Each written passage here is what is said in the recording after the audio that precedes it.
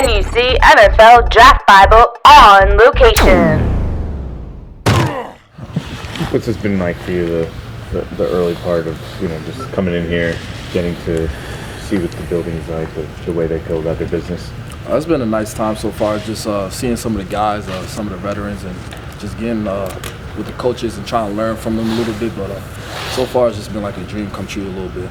Who are the veterans that you've run into so far? I ran into a couple of the guys. I couldn't really tell you their names right now, but I know they were like some of the veterans, just like the D linemen a little bit. I forget their names though. I'm sorry. That's okay. Eli, Coach Sullivan was just talking. I'm sorry, Coach Bass was just talking about hidden production, guys not throwing at you. I mean, you didn't have a lot of targets thrown at you in college. Still, do you feel that helped you, hurt you, or? It definitely it was weird this past season not getting that many targets, because when you play as a freshman, you get all the targets. So it was definitely a little different, but I still feel like I did my job out there on the field, just taking the number one receiver away and doing my job playing man and everything. So I don't think it was a bad thing. Just anytime you're out there on the field, you always improve. That's the main goal. Eli, can you talk a little bit about having Logan Ryan as a mentor for you, and what that was like growing up with him? Oh man, he's just the ultimate competitor. He's the perfect person to follow. He just does everything the right way, and he's a perfect person to look up to. He's always texting me when I need advice and things like that. He texted me a couple times before draft day, just telling me what I have to do to come to the league and contribute from day one and stuff like that. But he took you under his wing, like in Right. 8th grade, right? Yeah, I was really young. I don't even think I was in 8th grade. I was probably a little younger than that, like 7th grade a little bit. And he was just out there running through drills with me and just always with me, just talking.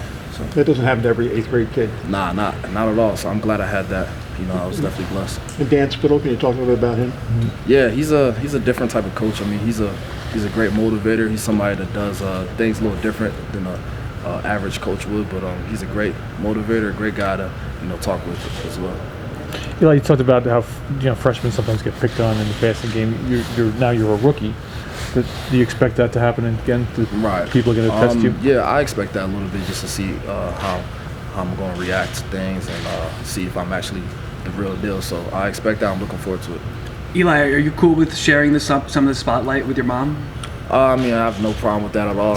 She wants the whole spotlight, she can have it. It don't make a difference to me. So. There was a quote that she wrote in Sports Illustrated about her not letting you wear Rolexes and diamonds at the draft. Tell me a little bit about that. Just that's how we interact a little bit. I was kind of joking with her because I knew her response. I was just like, yeah, I'm gonna get a Rolex, whatever. She's like, no, you better not. Does it surprise you at all? It does not surprise me one bit. I kind of expected it, and it was something that I was thinking, like, okay, I'm gonna have to account for it because I know how she is. I know her personality on Twitter and out in public. So, I'm fine with it, and it's nothing surprising at all. Fine with everything, every text or every tweet? It doesn't matter. She's gonna be her own person, so you just gotta live with it.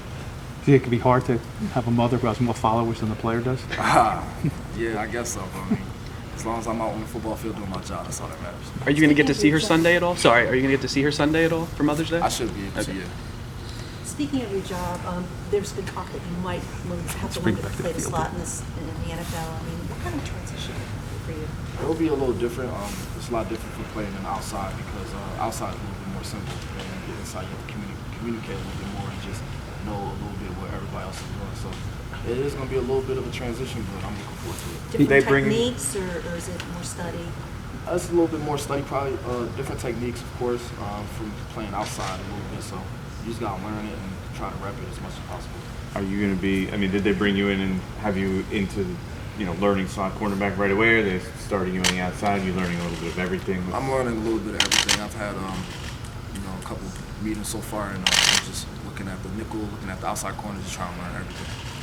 Chris Dash has said a couple of times that they taught you to be very physical at Ohio State.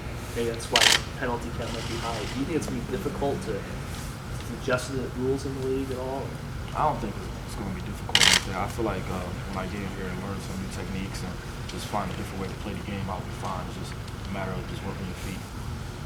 This is only a crumb or a sampling of what you're going to be like in the NFL, but what is the first impression you wanted to leave on your coaches here at the Giants out of this minicamp?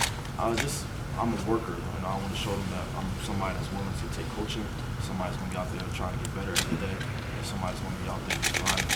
you get to meet some of the guys that are the veterans. What was their advice to you when who kind of, came up to you and gave you the best advice?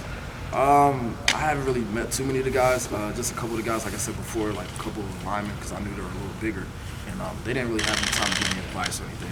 They shook my hand. I was like, welcome. That was about it. How about we saw a picture of you meeting John Mara yesterday when you showed up. What was your conversation? John Mara, the owner. Oh yeah. It was a brief conversation. I didn't really talk to him so much. Eli, what about the opportunity to play for this franchise? What does that mean to you? And it definitely means a lot. It's a great organization, great history behind it, of course. So you just want to keep that tradition going for sure. I don't know if anyone has asked you about who in the NFL you may have patterned yourself after or admired. I mean, DRC is a guy who a lot of people think play your style of game. Any thoughts about that? Yeah, I remember when he first came in and got drafted by the Cardinals, I kind of looked at him. I was like, that's kind of like me a little bit because he's a little lanky, taller guy, and he's pretty fast as well. So I'm definitely looking forward to working with him on the line for him. All right, appreciate it, Eli. Thank you, Eli. Thanks, Eli. NUC NFL Draft Bible on location.